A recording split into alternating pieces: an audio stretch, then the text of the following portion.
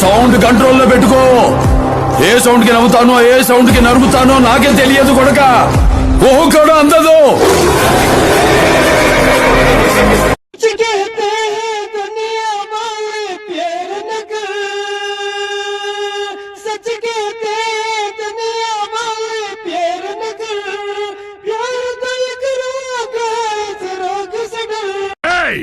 నీ చావు కూడా ఖచ్చితంగా నా చేతుల్లోనే.